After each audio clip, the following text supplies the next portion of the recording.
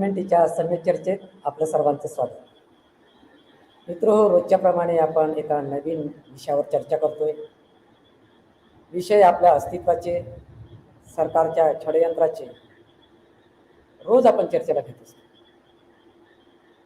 ज्या विषयातून समाजाचं प्रबोधन होईल, समाजाला माहिती मिळेल, माहिती मिळाल्यानंतर तो जागृत होईल आणि जागृत झाल्यानंतर तोच समाज आंदोलित होईल, ही यामागची आमची थोडक्यात अशी कल्पना किंवा हा प्रयास. या प्रयासाच्या अंतर्गत आजपर्यंत आपण बरेच असे कार्यक्रम आयोजित केले. वेगवेगळ्या विषयावर आपण वेगवेगळ्या वक्त्यांना, तज्ज्ञ वक्त्यांना, मार्गदर्शकांना आपण या ठिकाणी बोलावलं आहे आणि तब्बल 1.5 वर्षापासून जवळपास 500 कार्यक्रम आपण आजपर्यंत आयोजित केलेले आहेत. मित्रहो, ही चर्चा फार महत्त्वाची आहे, विषय महत्त्वाचा आहे. आजचा विषय, चलनीकरणातून वर्तमान सरकार बेरोजगारी निर्माण करत आहे का, असा प्रश्न आपण सरळ केलेला आहे. आपल्याला कल्पना असेल, 1990ला किंवा 90च्या दशकामध्ये LPGचं धोरण काँग्रेस सरकारने आणलं होतं. लिबरलायझेशन, प्रायव्हेटायझेशन आणि ग्लोबलायझेशन. आणि त्या अंतर्गत त्यांनी खाजगीकरणाचा सपाटा लावला. या संदर्भात बरीच जनजागृती निर्माण सुद्धा झाली होती.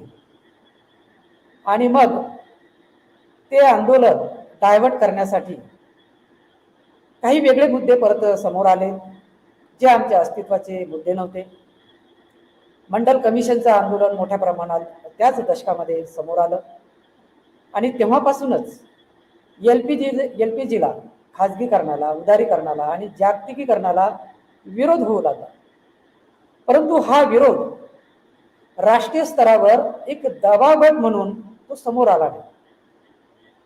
आणि मग काँग्रेसला वाटलं की हा 6-6.5 हजार जातीत विभागलेला समाज हा क्रमिक असमानतेच्या आधारावर एक दुसऱ्याचा शत्रू आहे, एक दुसऱ्यापासून दूर आहे. तेव्हा आता आपण काही केलं तरी चालेल. काँग्रेसच्या नंतर भाजपने सुद्धा तेच केलं. काँग्रेसने लीज, म्हणजे सरकारी मालमत्ता 100 वर्षासाठी, 99 वर्षासाठी काही थोड्या पैशामध्ये, ते 100 रुपयामध्ये 1 एकर शेती, अशी हजारो एकर शेती इथे अंबानीला देण्यात आली. आता हा काळ जवळपास 25 ते 30 वर्षाचा. पुढे भाजपही काही कमी नाही, म्हणून भाजपनेही वेगवेगळे षडयंत्र रचले. आज आपण बघतो की विमानतळाचे नाव बदललेले आहेत. याचा अर्थ की ते विमानतळच कुठल्या एका खाजगी व्यक्तीला देण्यात आलं. ही सरकारी मालमत्ता. रेल्वेचे डबे, रेल्वे सुद्धा खाजगी झालेले आहेत, भाडे तत्वावर देण्यात आलेले आहे आणि त्याला चलनीकरण असं म्हटलं गेलेलं आहे. नॅशनल मॉनिटायझेशन पाईपलाईन, अर्थात NMP. मित्र हो, हे NMP आहे काय? ज्या युवकांना या स्कीमने, म्हणजे निर्मला सीतारामन यांनी ही योजना आणली, या योजनेचा थांगपत्ताही युवकांना नाही आहे. युवक 1.5 GB डाटामध्ये व्यस्त आहे.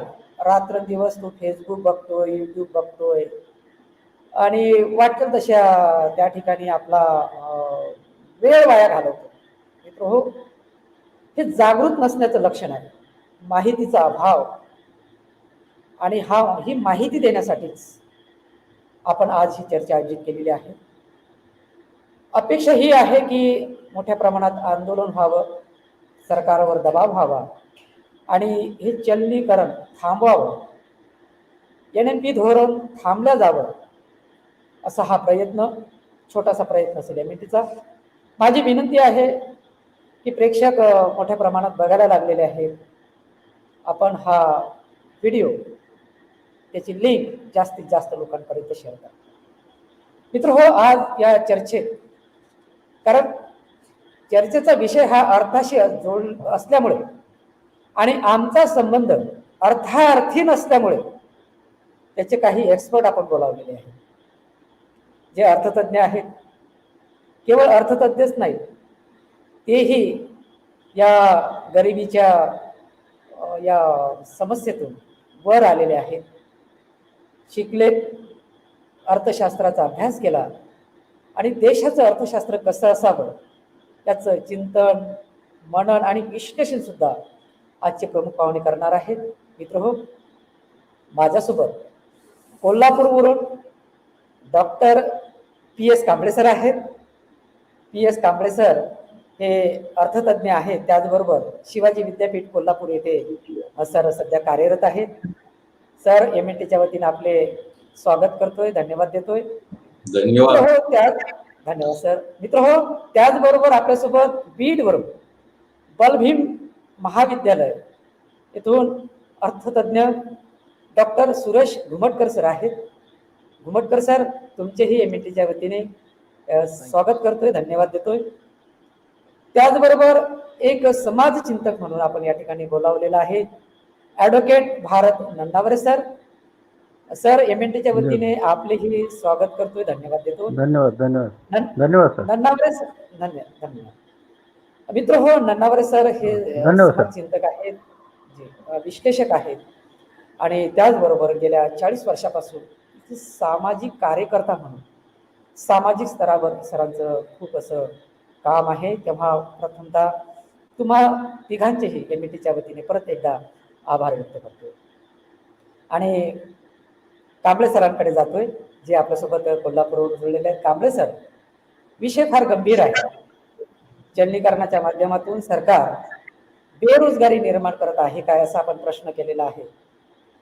थोडक्यात चलनीकरण, त्याची सुरुवात ते आहे काय, वेगवेगळ्या भाषेमध्ये त्याला काय म्हटलं जातंय आणि गावखेड्यातल्या माणसाने ते चलनीकरण कसं समजून घेतलं पाहिजे, किंवा याचा संबंध जेव्हा बाबासाहेब अर्थव्यवस्थेशी जोडतात, एक लोककल्याणकारी राज्याची निर्मिती बाबासाहेबांना अपेक्षित होते आणि तेव्हा लक्षात येत आहे की हे जे धोरण आहे किंवा सरकारने जे चालवलेलं हे चलनीकरण आहे हे समस्त संविधानाच्या विरोधी आहे. त्यामुळे आपलं विश्लेषण किंवा आपलं चिंतन या संदर्भात आपण मांडावं. कांबळे सर. मी MNT चॅनेलला अत्यंत मनापासून धन्यवाद देतो की अत्यंत ज्वलंत, अत्यंत गंभीर अशा विषयाची चर्चा या निमित्तानं समाजापुढे नेण्याचा अत्यंत प्रामाणिक प्रयत्न त्यांच्याकडून केला जात आहे. आणि दुसरं कारण धन्यवाद द्यायचं की या कार्यक्रमामध्ये सहभागी होण्याची किंवा त्याचा एक छोटासा भाग होण्याची संधी मला संयोजकांनी उपलब्ध करून दिली, त्याबद्दल पण संयोजकांचा अत्यंत मनापासून धन्यवाद देणं आवश्यक आहे. हा जो ज्याला आपण चलनीकरण असं म्हणतो, मॉनिटायझेशन, आपल्याला बऱ्यापैकी 2017 मध्ये डिमॉनिटायझेशन माहीत झालं, ज्याला नोटाबंदी, चलनीकरण अशा अनेक संकल्पना आल्या आणि त्याचा संबंध बाबासाहेबांशी जोडला गेला. त्यांचा DSCचा प्रॉब्लेम ऑफ द रुपये आहे, त्यामध्ये डिमॉनिटायझेशनचा संदर्भ आलेला होता, पण तो वेगळा संदर्भ होता. मी एकदा या चॅनेलवरून या संदर्भामध्ये बोललो पण होतो. तसंच आपण एखाद्या नामांकित माणसाचं नाव घेतलं की ते धोरण किंवा तो निर्णय हा पुढे चालतो, असा हेतू त्या डिमॉनिटायझेशन मध्ये होता, पण दुर्दैवानं ते काय चाललं नाही, लोकांच्या लक्षात आलं. आता हे जे मॉनिटायझेशन आहे, ज्याला आपण चलनीकरण असं म्हणतो, या चलनीकरणाचं जी सुरुवात आहे ती सुरुवात 2021-22चं जे अंदाजपत्रक आहे केंद्र सरकारचं, ते 2021-22च्या केंद्र सरकारच्या अंदाजपत्रकापासून त्याची सुरुवात झालेली आहे. तुम्हाला आठवतं का बघा की कोरोनाची महामारी संपूर्ण जगामध्ये आणि भारतामध्ये आल्यानंतर त्याचा अत्यंत प्रतिकूल परिणाम भारतावरती आणि या समाजावरती, गरिबांवरती, श्रमिकांवरती, स्थलांतरित कामगारांवरती मोठ्या प्रमाणावरती झाला.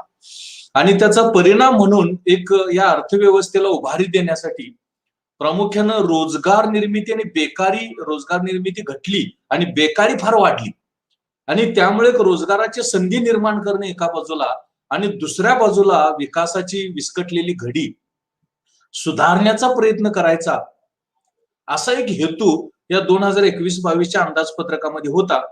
आणि त्यामधून प्रामुख्यानं या 21-22च्या अंदाजपत्रकामध्ये पायाभूत सुविधा, ज्याला आपण इन्फ्रास्ट्रक्चर फॅसिलिटीज असं म्हणतो, त्या इन्फ्रास्ट्रक्चर फॅसिलिटीज निर्माण करणं, सुधारणा करणं, अशा प्रकारचं एक उद्दिष्ट किंवा अशा प्रकारची एक महत्वाची तरतूद ही 2021-22च्या अंदाजपत्रकामध्ये आपल्याला दिसते. आणि त्याचाच भाग म्हणून या मूलभूत संरचनांमध्ये, पायाभूत सुविधांमध्ये, इन्फ्रास्ट्रक्चर फॅसिलिटीज मध्ये गुंतवणूक करण्यासाठी जे काय पैसा, भांडवल किंवा वित्त पुरवठ्याची गरज आहे, तो वित्त पुरवठा निर्माण करण्याच्या हेतून सरकारकडून अशी चाचपणी करण्यात आली की राष्ट्र पातळीवरती, राज्य पातळीवरती अशा पायाभूत सुविधा, इन्फ्रास्ट्रक्चर फॅसिलिटीज निर्माण करण्यासाठी लागणारी गुंतवणूक आपल्याला ही जवळपास 2020 ते 2025 या कालावधीमध्ये, या 5 वर्षाच्या कालावधीमध्ये जवळपास ती 111 लाख कोटी एवढी आवश्यक आहे. 111 लाख कोटी एवढे आवश्यक आहे. आणि त्याचं विभाजन वेगवेगळ्या मार्गांमध्ये, स्रोतांमध्ये, सोर्सेसमध्ये केलं. यामध्ये केंद्र सरकार आपल्या बजेटच्या माध्यमातून 18 ते 20% हिस्सा देणार आहे. राज्य सरकार 24 ते 25% हिस्सा देणार आहे. आणि त्याचबरोबर काही खाजगी स्रोतातून, मार्गातून अशा प्रकारचा वित्त पुरवठा उभा करण्याचा प्रयत्न केला जाणार आहे. पैशाचा पुरवठा, यामध्ये बँका 8 ते 10%, कर्ज रोखे ज्याला आपण बॉन्ड असं म्हणतो ते 6 ते 8%, आणि इन्फ्रास्ट्रक्चर कॉर्पोरेशन एक संस्था निर्माण केली जाणार आहे, त्यामध्ये 15 ते 17%. आणि साधारणतः सार्वजनिक क्षेत्रातले जे उपक्रम आहेत, पब्लिक सेक्टर अंडरटेकिंग असं म्हणतो, त्यांच्याकडून साधारणतः 8 ते 15%. आणि हे ज्याला आपण आता हे मॉनिटायझेशन असं म्हणायला लागलोय, चलनीकरण किंवा मौद्रीकरण असं म्हणतो, त्यातून साधारणतः 15 ते 17% भांडवल किंवा गुंतवणुकीसाठीचं उत्पन्न, पैसा गोळा करण्याचा प्रयत्न हा केला जाणार आहे. आता हे करत असताना या पाठीमागची भूमिका अशी आहे की हे मुद्रीकरण म्हणा, चलनीकरण म्हणा, मॉनिटायझेशन म्हणा, हे नेमकं काय? त्यामध्ये प्रामुख्यानं साधारणतः ही जी लागणारी गुंतवणूक आहे, ही लागणारी गुंतवणूक उभा करत असताना पुन्हा एकूण 2 मार्गांचा वापर हा केला जाणार आहे. यामध्ये पहिला जो मार्ग आहे, तर एक वित्तीय संस्था स्थापन करायची आहे, त्याला डेव्हलपमेंट फायनान्स इन्स्टिट्यूशन असं त्यांनी म्हटलेलं आहे. आणि त्या माध्यमातून काही पैसा उभा केला जाणार आहे. आणि मुख्य भर मी मगाशी म्हटल्याप्रमाणे साधारणतः 15 ते 20%, 18 ते 20% लागणारे जे भांडवल आहे ते मॉनिटायझेशन, ऍसेट मॉनिटायझेशन, मत्ता चलनीकरण या माध्यमातून उभं केलं जाणार आहे. आणि यामध्ये साधारण चित्र आपल्याला असं दिसतं की हे सगळं करत असताना त्याची उद्दिष्ट त्यांनी निश्चित केलेले आहेत. मी पहिल्यांदा त्याची संकल्पना सांगतो आणि मग माझं इंटरप्रिटेशन किंवा माझं विश्लेषण या धोरणाचं मी नंतर आपल्यापुढे ठेवण्याचा प्रयत्न करतोय. सरकारचं असं मत आहे की ज्याला नॅशनल मॉनिटायझेशन पाईपलाईन असं म्हटलं, जीवननी ज्याचा उल्लेख केला, की त्याची उद्दिष्ट काय सांगितली की दीर्घकालीन एक रोडमॅप तयार करायचा आणि त्या माध्यमातून वेगवेगळ्या ज्या मंत्रालय आहेत त्या वेगवेगळ्या मंत्रालयांकडे साधारणतः मत्ता किती आहेत, ऍसेट्स किती आहेत त्या तपासायच्या. त्याचबरोबर साधारणतः या पायाभूत सुविधा, इन्फ्रास्ट्रक्चर निर्माण करण्यासाठी साधारणतः मध्यम स्वरूपाचं जी गुंतवणूक आहे ती गुंतवणुकीची चाचपणी करणं अशा प्रकारचं एक उद्दिष्ट आहे. आणि सगळ्यात महत्वाची गोष्ट म्हणजे या मत्ता, ऍसेट ज्या आहेत त्या ऍसेट नेमक्या कोणत्या आहेत आणि त्यांची कार्यपद्धती कशी आहे, कामगिरी कशी आहे, परफॉर्मन्स कसा आहे, हे एक शोधून काढणं अशाही प्रकारचा एक उद्देश यामध्ये आपल्याला दिसतो. आणि विशेष महत्वाची गोष्ट म्हणजे ही जी सार्वजनिक मत्ता आहे, पब्लिक ऍसेट्स आहेत, यामध्ये कार्यक्षमता आणि पारदर्शकता आणणं अशा प्रकारचा एक हेतू हा यामध्ये आपल्याला दिसून येतो. आता हे सगळं, हे जे चलनीकरण आहे किंवा मौद्रिकीकरण आहे, मॉनिटायझेशन आहे, ते करत असताना एकूण 3 पद्धतींचा अवलंब केला गेला आणि त्या माध्यमातून हे चलनीकरण किंवा मौद्रीकरण, मॉनिटायझेशन करण्याचा प्रयत्न केला जाणार आहे. आता यामध्ये काय केलं जाणार आहे की ह्या सरकारच्या ज्या मत्ता आहेत, ऍसेट्स आहेत, या ऍसेट्स नेमक्या किती आहेत त्याचं मोजमाप केलं जाणार आहे. त्यानंतर यातल्या नेमक्या ऍसेट्सचं मौद्रीकरण किती करता येऊ शकेल, चलनीकरण किती करता येऊ शकेल, मॉनिटायझेशन किती करता येऊ शकेल हे विचारामध्ये घेतलं जाणार आहे. आणि त्याचबरोबर त्याचं मूल्य किती आहे, ते मूल्य साधारणतः त्याचं जे दर्शित मूल्य आहे, ज्याला आपण इंडिकेटिव्ह व्हॅल्यू असं म्हणतो, ती इंडिकेटिव्ह व्हॅल्यू ही मोजण्याचा प्रयत्न केला जाणार आहे. आणि हे सगळं करत असताना साधारणतः बाजारामधल्या किमती, मत्तांच्या बाजारामधल्या किमती किती आहेत आणि खाजगी गुंतवणूक किती टक्क्यापर्यंत आपल्याला करायची, अशा प्रकारचा एक दृष्टिकोन त्यामध्ये विचारामध्ये केला जाणार आहे. ज्या मत्तांची विक्री होत नाही त्याची खरेदीची किंमत काय झाली ते विचारामध्ये घेतलं जाणार आहे. आणि सगळ्यात महत्वाची गोष्ट म्हणजे तो जो उपक्रम आहे, तो उपक्रम हा साधारणतः कशा पद्धतीनं कामगिरी करत आहे हे एक त्यामध्ये विचारामध्ये घेतलं जाणार आहे.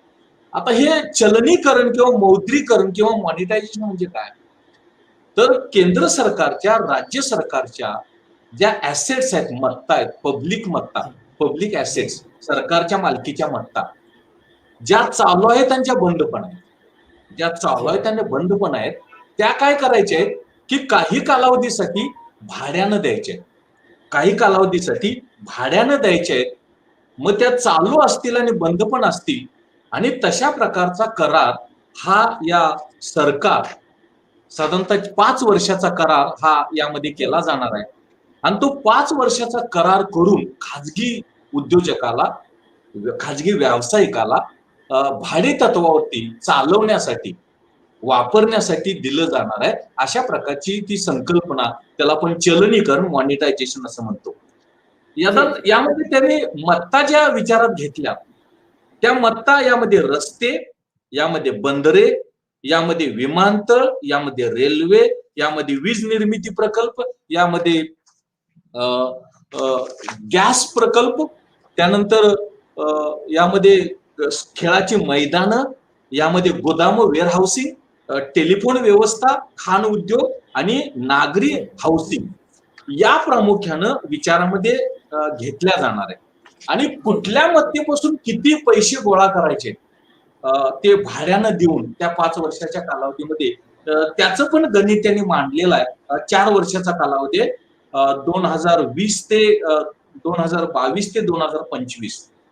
यामध्ये रस्ते ही जी मत्ता आहे या माध्यमातून 1,60,200 कोटी रुपये उभा करायचे. टेलिफोन व्यवस्था या माध्यमातून 35,100 कोटी रुपये उभे करायचे. रेल्वेच्या माध्यमातून 1,52,496 कोटी रुपये उभा करायचे. वीज स्थलांतरण, ट्रान्समिशन करणारे जे प्रकल्प आहेत त्या माध्यमातून 45,200 कोटी रुपये उभा करायचे. खाण उद्योगाच्या माध्यमातून 28,747 कोटी रुपये, वेअर हाऊसिंगच्या माध्यमातून 28,900 कोटी रुपये, नैसर्गिक गॅस पाईपलाईन याच्या माध्यमातून 24,462 कोटी रुपये, बंदरे याच्या माध्यमातून 12,828 कोटी रुपये, त्यानंतर जे पाईपलाईन आहेत वेगवेगळ्या कारणांसाठी वापरल्या जाणाऱ्या, जलसिंचन सुविधा किंवा बाकीच्या कारणांसाठी, त्या माध्यमातून 22,504 कोटी रुपये, आणि शहरी भागातली जी हाऊसिंग सोसायटीज आहे, रिअल इस्टेट आपण त्याला म्हणतो, त्यामधून 15,000 कोटी रुपये उभे करायचे आहेत. आणि स्टेडियमच्या माध्यमातून 11,450 कोटी रुपये हे यामध्ये उभा करायचे.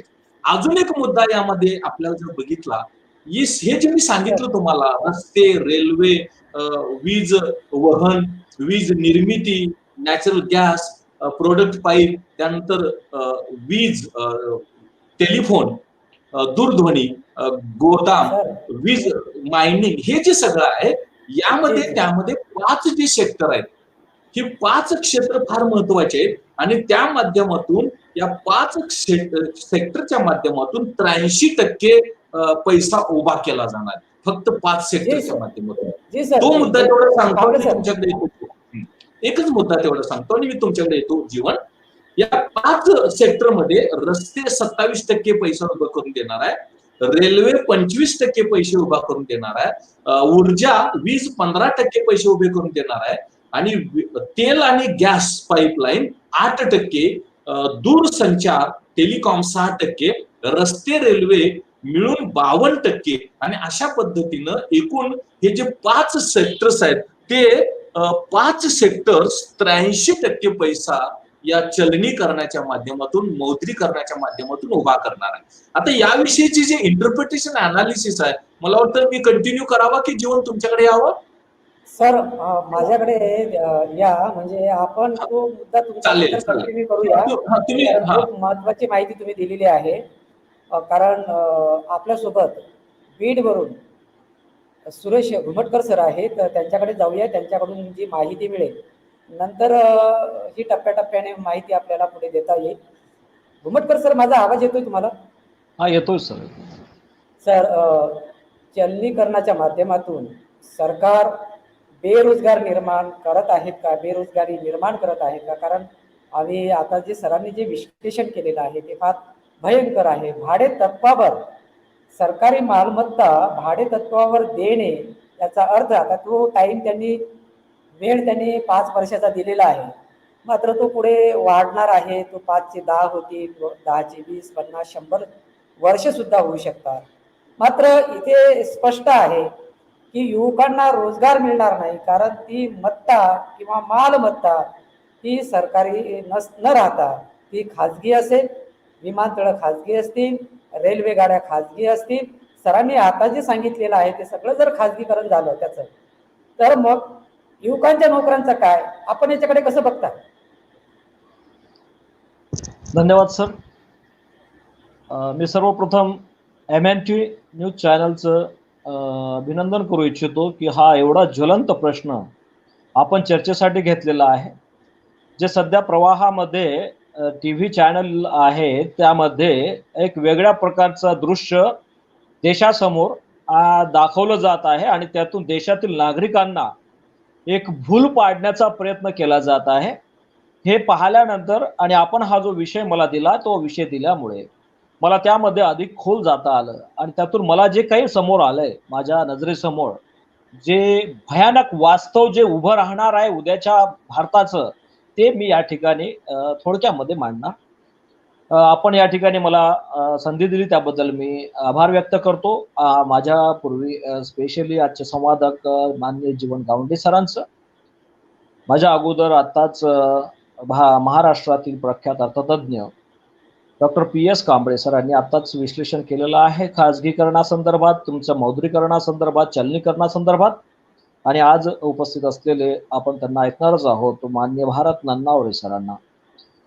या ठिकाणी मी सुरुवातच करू इच्छितो की फेब्रुवारी 2021 म्हणजे या वर्षीच्या फेब्रुवारी महिन्यामध्ये भारताचे पंतप्रधान नरेंद्र मोदी यांनी एक घोषणा केलेली आहे आणि त्या घोषणेमध्ये त्यांची घोषणा अशी आहे, the government has no business to be in business. The government has no business to be in business. त्यांनी स्पष्ट सांगितलेलं आहे की सरकारला आता कोणत्याही उद्योगामध्ये इंटरेस्ट राहिलेला नाही आणि सरकार आता उद्योग चालवायचं काम करणार नाही, तर सरकार फक्त त्या पदावर बसून काय चालतंय अर्थव्यवस्थेमध्ये, काय व्यवस्था होते भांडवलशाहीमध्ये, अशा पद्धतीचं पाहण्याचं काम करणार आहे. हे स्पष्टपणे त्यांच्या वाक्यामधून होते आणि हे वाक्य टाइम्स ऑफ इंडियामध्ये छापलेलं आहे. आता हे जे मौद्रीकरण आणि ज्याला गोंडस नाव देण्यात आलेलं आहे, मौद्रीकरण किंवा चलनीकरण हे गोंडस नाव देण्यात आलेलं आहे. वास्तवात याला ही संकल्पना जी आहे ती निर्गुंतवणुकीकरण, डिसइन्व्हेस्टमेंट ही संकल्पना आहे. परंतु डिसइन्व्हेस्टमेंट किंवा निर्गुंतवणुकीकरण असं जर म्हटलं तर सरळ लोकांच्या लक्षात येतं की हे सरकार आता कंपन्यांची विक्री करत आहे. मग हे लोकांच्या लक्षात येऊ नये, जनतेला भूलीत पाडता यावं यासाठी यांनी शब्दांचा खेळ अनेक वेळा केलेला आहे. आणि या सरकारने 2016 मध्ये 8 नोव्हेंबर 2016 संध्याकाळी 8 वाजता जी घोषणा केली आणि जे काही नोटा बाद केल्या आणि 2009 नोव्हेंबर 2016 पासून नवीन नोटा चलनात आणण्याचा प्रयत्न केला, ती सबसेल फेल ठरलेली बाब आहे. यांनी GST लागू केला. GST लागू करत असताना या सरकारने हे पाहिलं नाही की आपण कोणत्या वस्तूवर जीएसटी लागू करत आहे, कोणत्या सेवांवर जीएसटी लागू करत आहे आणि हा जीएसटी लागू केल्यानंतर त्याचा परिणाम गरिबांवर काय होईल याचा कुठलाही अभ्यास या सरकारकडे नाही आहे. या सरकारच्या दरबारी एकही चांगला अर्थतज्ञ नाही आहे, या ठिकाणी मी स्पष्टपणे नमूद करू इच्छितो.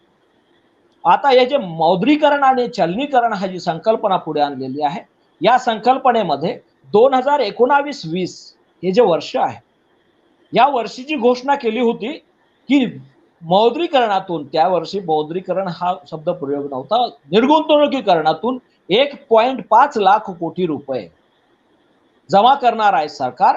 आणि ते मौद्रीकरण कोणत्या कंपन्यांचं करणार आहे, तर कंपन्यांचं कोणत्या करायचं आहे, तर ज्या बंद पडलेल्या कंपन्या आहेत त्यांचं मौद्रीकरण, त्यांचं निर्गुंतवणुकीकरण या ठिकाणी करणार नाही सरकार. तर निर्गुंतवणुकीकरण कोणत्या कंपन्यांचं करीत आहे, अक्षरशः ज्याला महारत्न कंपन्या म्हटलं जातं, ज्यांना नवरत्न कंपन्या म्हटलं जातं, ज्यांना मिनीरत्न कंपन्या म्हटलं जातं, अशा कंपन्यांचं निर्गुंतवणुकीकरण, खाजगीकरण करू इच्छित आहे सरकार.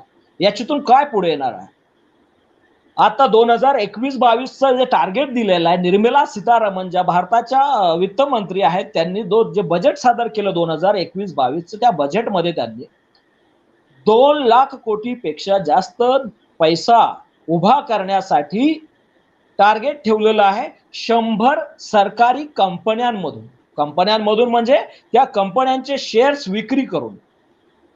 मग शेअर्स विक्री करत असताना त्याच्यामध्ये स्पष्ट दिलेलं आहे की सरकार एकूण त्याच्या ज्या मालकीच्या कंपन्या आहेत त्यातल्या 26 कंपन्या, 100 कंपन्यांपैकी 26 कंपन्या पूर्णतः खाजगी क्षेत्राला विकणार आहे आणि उर्वरित ज्या कंपन्या आहेत त्या कंपन्यांमधले काही शेअर्स विकणार आहे.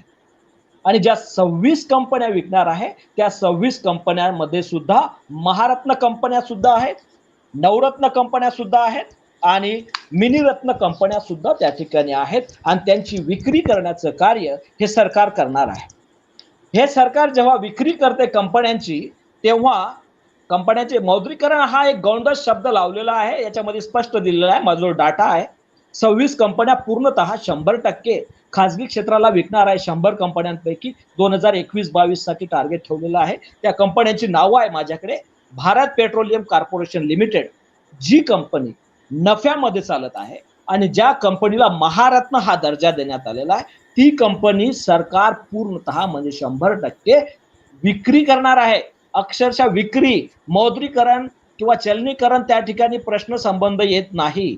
Shipping Corporation of India Limited, जी नवरत्न कंपनी आहे, ती सुद्धा पूर्ण विकणार आहे. त्यानंतर आहे Container Corporation of India Limited, ती कंपनी सुद्धा नवरत्न कंपनी आहे, ती सुद्धा विकणार आहे. Bharat Pump and Compressor Limited, जी मिनीरत्न कंपनी आहे, ती सुद्धा विकणार. ह्या 26 कंपन्यांमधल्या महत्वाच्या कंपन्यांची नावं मी या ठिकाणी सांगत आहे. एअर इंडिया आहे, एअर इंडिया सुद्धा मिनीरत्न मध्ये येते, ती सुद्धा 100% विकणार आहे. इंजिनिअरिंग प्रोजेक्ट इंडिया लिमिटेड आहे, मिनीरत्न आहे, ती सुद्धा विकणार आहे. अशा आणि स्टील प्लांट्स आहेत वेगवेगळे, ते सुद्धा विक्रीला काढले. या ठिकाणी जे काही पायाभूत सोयी सुविधांचं जाळं निर्माण करायचं आहे देशांमध्ये, पूर्ण देशभरामध्ये, त्या पायाभूत सोयी सुविधांमध्ये फक्त मला एकच सुविधा दिसून येते आणि ती म्हणजे नॅशनल हायवेची निर्मिती करणे. याच्या व्यतिरिक्त पायाभूत सुविधा कोणतीही उभी करत असताना दिसत नाही. आणि नॅशनल हायवे जेवढे आहेत ते हायवेज हे केवळ गव्हर्नमेंटचे नाहीत, तर ते खाजगी व्यक्तीकडून बनवून घेतले जाणार आहेत आणि त्या ठिकाणी टोल नाका बसवला जाणार आहे आणि तिथून सर्वसामान्यांची पिळवणूक केली जाणार आहे आणि मन मानेल तेवढ्या किमती आकारून त्या ठिकाणी गाडी चालकांकडून जेव्हा वसुली होते, ऑटोमॅटिकली काय होत असतं त्यातून की किमतीमध्ये वाढ होत असते. जसं पेट्रोलच्या किमती वाढवल्या, की पेट्रोलच्या किमती वाढवल्या तर सर्वसामान्यांना जे काही अन्नधान्य जे काही खरेदी करतात त्याच्या किमती वाढल्या. आज कन्स्ट्रक्शन इंडस्ट्रीच्या ज्या किमती वाढलेल्या आहेत, सिमेंटच्या किमती वाढल्या, रेतीच्या किमती वाढल्या. कशामुळे वाढल्या तर पेट्रोलच्या किमतीमुळे मध्ये वाढ झाल्यामुळे झालेलं आहे. आणि हे सुद्धा पैसा वसूल करणार आहे. हे सरकार काही शाळा उघडल्या, सरकारी शाळा उघडते आहेत, पायाभूत सुविधा, काही नवीन सरकारी बँका उघडते आहे, की सरकारी आरोग्य सेवा उभारते आहे, की सरकारी आरोग्याची महाविद्यालय उभारत आहे. असं एकही उदाहरण भारतामध्ये नाही. जेवढे काही महाविद्यालय उभारलेली आहेत या सरकारने, प्रस्थापित सरकारने 2014 पासून, ती खासगी तत्वावरची महाविद्यालय आहेत. सरकारी महाविद्यालयांचं उदाहरण रेअरली सापडेल तुम्हाला. पूर्ण खासगीकरणाच्या दिशेने वाटचाल करत आहे सरकार. आता या ठिकाणी असं म्हणायला, गोंडस जो प्रकार आणलेला आहे मौद्रीकरण या शब्दाचा, या संकल्पनेचा, याच्यातून खूप मोठा घात जनतेचा होत आहे आणि जनता याच्यामध्ये बळी पडत आहे अक्षरशः या गोंडस शब्दाला. दुसरी बाब अशी आहे की देशानं जेव्हा पहिलं पंचवार्षिक योजना सुरू केली तेव्हा देशानं आपल्या भांडवलशाहीचे दोष टाळण्यासाठी आणि साम्यवादी अर्थव्यवस्थेचे दोष टाळण्यासाठी मिश्र अर्थव्यवस्थेचं प्रारूप स्वीकारलं आणि ते प्रारूप स्वीकारल्यानंतर अति महत्वाच्या ज्या वस्तू आणि सेवांचं उत्पादन आहे ते सरकारच्या ताब्यात ठेवलं. 17 ते 18 उद्योग सरकारसाठी रिझर्व्ह ठेवले आणि त्या रिझर्व्ह ठेवल्यानंतर उत्पादन इतर उद्योगांमध्ये करण्यासाठी परवानगी दिली. 1991 पर्यंत जेव्हा आढावा घेण्यात आला तेव्हा असं लक्षात आलं की देशाची लोकसंख्या वाढली. देशाला आता जागतिक स्तरावर WTOच्या सदस्यत्वाकडे वाटचाल करायची आहे. डंकेल प्रस्ताव तिकडे चालू होता, गॅटची फेरी चालू होती 8वी, आणि देशामध्ये वित्तीय व्यवस्था बिकट होती. भारताला कर्ज घ्यावं लागलं. ही सर्व परिस्थिती आपणास माहित आहे. आणि मग अशा परिस्थितीमध्ये आपल्या देशाचा उद्योग क्षेत्र वाढावं, विकसित व्हावं, स्पर्धात्मकता वाढावी, त्यामध्ये उत्पादकता वाढावी, नफाक्षमता वाढावी, या सर्व दृष्टिकोनातून जे रिझर्व्ड उद्योग होते, म्हणजे जे आरक्षित उद्योग होते, फक्त सरकार स्थापन करेल. उदाहरणार्थ तुमचं जे BSNL आहे, अगोदर फक्त BSNL होतं, आयडिया, एअरटेल वगैरे कुठलंही नव्हतं. मग हे जे उद्योग आहेत या उद्योगाच्या ऐवजी हे तर राहणार, BSNL राहणार, रेल्वे राहणार, पोस्ट ऑफिस राहणार, परंतु यासारख्याच सेवा उपलब्ध करून देण्याची परवानगी खाजगी व्यक्तीला देण्यात आली आणि खाजगी उद्योगही उभारले, सरकारी उद्योगही स्थापन राहिले. त्याला खाजगीकरण असे म्हणतात, त्याला वास्तविक खाजगीकरण त्याला म्हणतात. मग हे उभारल्यानंतर आज आपण पाहतो. आणि दुसरी बाब अशी महत्वाची आहे की हे सरकारी उद्योग जी महत्वाची भूमिका पार पाडतात त्यामध्ये कामगारांना सामाजिक सुरक्षिततेच्या सोयी पुरवत असतात. कामगारांमध्ये SC, ST, OBC यांची नियुक्ती करण्याचं कार्य हे सरकारी उद्योगामध्ये होत असतं. त्या ठिकाणी त्याचं पालन करावं लागतं, त्या ठिकाणी संविधानानुसार त्यांची नियुक्ती करावं लागते. याच सोबत महिलांना सुद्धा त्या ठिकाणी सिलेक्ट करावं लागतं. आणि जे अपंग आहेत, ज्यांना बघा गोंडस नावांची जी सत्र आहे मोदी सरकारमध्ये, जे अपंग आहेत त्या अपंगांना गोंडस नाव काय देणार? दिव्यांग. आणि या दिव्यांगांना तुम्ही विचार करा, जेव्हा खाजगी कंपनी तयार होईल, सरकार आपल्या कंपन्या विकून टाकेल, खाजगी कंपनी चालक या दिव्यांगांना, ज्याला आपण अपंग म्हणतो, या अपंगांना नोकरी देईल का? दुसरी बाब अशी आहे की सरकारी कंपन्यामध्ये नोकऱ्या महिलांना दिल्या जातात 33% आणि सारखा पगार दिला जातो, समता प्रस्थापित होते. संविधानाने जे सांगितलं की जेंडर, कास्ट, रिलिजन कुठल्याही आधारावर भेदभाव झाला नाही पाहिजे, त्याचं अनुकरण सरकारी कंपन्यांमध्ये करावं लागतं. सरकारी कंपन्या फॉलो करत असल्यामुळे खाजगी कंपन्यांना फॉलो करावं लागतं. सरकारी कंपनी एक आदर्श म्हणून कार्य करते. असं होत असताना जेव्हा खाजगी कंपन्याकडे पूर्ण दिले जातील अधिकार सरकारी कंपन्यांचे, तेव्हा महिलांना कामावर घेतलं जाणार नाही. तुम्हाला सांगतो मी एक उदाहरण. माझा एक मित्र औरंगाबादमध्ये एका मल्टीनॅशनल कॉर्पोरेशन मध्ये HR डिपार्टमेंटमध्ये कार्य करत होता. माझा रूममेट, तो मला सांगायचा की आमची कंपनी आंतरराष्ट्रीय आहे, परंतु आमच्या कंपनीमध्ये आम्ही होतो महिलांना जॉब द्यायचं टाळतो. खाजगी कोणत्याही कंपनीमध्ये महिलांना जॉब द्यायचं टाळलं जातं. त्याच्या पाठीमागचं कारण आहे, त्यांना रात्री जास्त वेळ उशिरापर्यंत काम करता येत नाही, ठेवता येत नाही कामाला. दुसरी बाब आहे, त्यांना आरोग्याच्या वेगवेगळ्या समस्या असतात, त्यांना बाळंतपणाचा काही कालावधी असतो तेव्हा सुट्टी द्यावं लागतात. आणि मग याचा बोजा खाजगी कंपनी बेअर करणार नाही. खाजगी कंपनीचं फक्त एकच उद्दिष्ट असतं, नफा, नफा आणि नफा. बाकी त्यांना काही घेणं देणं नसतं. आणि जेव्हा त्यांना, आणि विशेष बाब अशी आहे की भारतामध्ये नरेंद्र मोदी सरकार जेव्हापासून आलेलं आहे सत्तेमध्ये, तेव्हापासून संशोधन आणि विकास यावर जो होणारा खर्च आहे तो पूर्वी कमीच व्हायचा. 10,000 कोटी रुपये खर्च संशोधन आणि विकासावर व्हायचा, तो आता या सरकारमध्ये 5,000 कोटी पर्यंत आलेला आहे. शिक्षणावर होणारा खर्च हा अगोदर 1% होता GDPच्या, 1% होता, तो आता 0.45% पर्यंत आणलेला आहे. तुम्हाला संशोधन करायचं नाही, तुम्हाला उत्पादकता वाढवायची नाही आणि तुम्हाला जगाच्या स्पर्धेमध्ये टिकायचं आहे, असं जर करायचं असेल तर मग तुम्हाला एकच पर्याय राहतो, कामगारांच्या सामाजिक सुरक्षितता काढून घेणे, अतिरिक्त कामगारांना कामावरून दूर करणे, बेरोजगारी वाढवणे. आणि बेरोजगारी वाढवल्यानंतर आणि कमीत कमी किमतीमध्ये श्रमिकांना कामाला ठेवणे, महिलांना कमी पगार देणे आणि कमीत कमी किमतीमध्ये कामाला ठेवले की खर्च कमी होतो आणि खर्च कमी झाला की आपण थोडंफार करू शकतो या अर्थव्यवस्थेमध्ये, या जागतिकीकरणामध्ये, असा दृष्टिकोन सरकारने अवलंबलेला आहे. आणि सरकारचं स्पष्ट आहे धोरण. सरकारने BSNL कंपनीच्या ऐवजी सरकारी कर्मचाऱ्यांना जे काही सेवा पुरवल्या जातात मोबाईलच्या, त्या सेवा त्यांनी जिओकडे वळवलेल्या आहे. सरकारची कंपनी म्हणजे एका बाप हा एका मुलाचा व्यवसाय दुसऱ्या मुलाला देत नाही याच्यासाठी प्रेरणेसाठी, तर ते दुश्मनाच्या मुलाला देतो, खासगी व्यक्तीला दिलं. त्यासोबत असे अनेक उदाहरणं आपल्याला दिसून येतील. तर हे जे चाललंय हे अक्षरशः अत्यंत वाईट आहे. आणि खासगीकरणातून केवळ बेरोजगारच होणार नाही, तर अर्थव्यवस्थेमध्ये आर्थिक अस्थिरता माजेल. आर्थिक स्थिरता प्रस्थापित करणे हे देशाचं प्रारंभ कर्तव्य असतं. आर्थिक स्थिरतेमध्ये प्रामुख्याने किंमत स्थिरता ठेवणे आणि बेरोजगारी कमीत कमी ठेवणे, रोजगार जास्त निर्माण करणे, हे दोन मुख्य बाबी असतात. या दोन्ही मुख्य बाबींना हरताळ फासली जाईल आणि अर्थव्यवस्थेमध्ये तेजी मंदीचे अधिक चक्र निर्माण होतील आणि भांडवलशाहीचे जे काही दोष आहेत, आहिरे नाहिरे हा जो वर्ग आहे, गरीब हे अधिक गरीब होत जातील आणि 2-4 जे श्रीमंत आहेत उद्योजक ते अधिक श्रीमंत होत जातील. तर अजून बरंच काही आहे. थांबतो या ठिकाणी आणि आपण नंतर देसाल. निश्चित सर, निश्चित. खूप चांगलं तुम्ही विश्लेषण केलेलं आहे. मित्रहो, या चलनीकरणाच्या माध्यमातून जी काही बेरोजगारी निर्माण होईल ती फार भयंकर असेल.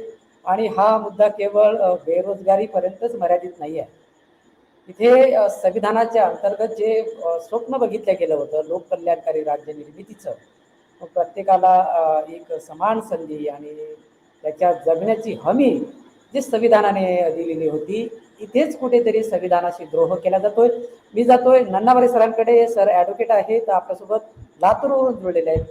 नन्नावरे सर, प्रश्न असा आहे की भांडवल सरकार वाटत असेल आपल्याला काँग्रेस चालवतोय, भाजप चालवतोय, मात्र जेव्हा जेव्हा हे सरकार येतात तेव्हा त्यांच्यावर जी पकड आहे ही भांडवलदाराची असते. आणि भांडवलदारच ही सरकार चालवते आहे की काय, कारण जे काही निर्णय आलेले असतात ते भांडवलदाराच्या हिताचे असतात, ना की नागरिकांचं. आपण एक समाजशास्त्री म्हणून किंवा एक समाज संशोधक म्हणून याकडे कसं बघताय? सर्वप्रथम MNT न्यूज नेटवर्कचे मी प्रथमतः धन्यवाद देतो की आज हा जो विषय आहे मध्यमवर्गीयांच्या डोक्याच्या वरचा आणि बाकीच्यांचा तर विषयच राहत नाही, आणि जे देशाच्या आर्थिक घडीला बसवणारे जे उद्योग आहेत, सरकार आहे, यांच्याशी निगडीत असलेला हा विषय. आताच आपल्याला घुमटकर सरांनी सांगितलं की गोंडस नाव देण्याचा जे प्रकार आहे तो या सरकारनं आपल्याला बऱ्याच वेळा केलेला पाहायला मिळतो. आपण मला इथं या पॅनलिस्ट म्हणून मला नेमणूक केली त्याच्याबद्दल मी आपले MNT न्यूज नेटवर्कचे धन्यवाद देतो. यापूर्वी म्हणजे जे गेल्या 70 वर्षामध्ये काँग्रेसचं सरकार होतं आणि आता भाजपचं सरकार आहे. काँग्रेसचं सरकारही काय स्वच्छ होतं अशातला भाग नाही. भारतीय संविधान निर्मितीच्या वेळेस जो लोकशाहीला विरोध आणि संविधानाला विरोध हा त्याच वेळेस सुरुवात झालेला होता. आणि त्याचाच परिणाम असा आहे की काँग्रेसनं जे 70 वर्ष राज्य केलं तेही प्रामाणिकपणे राज्य केलेले नाही.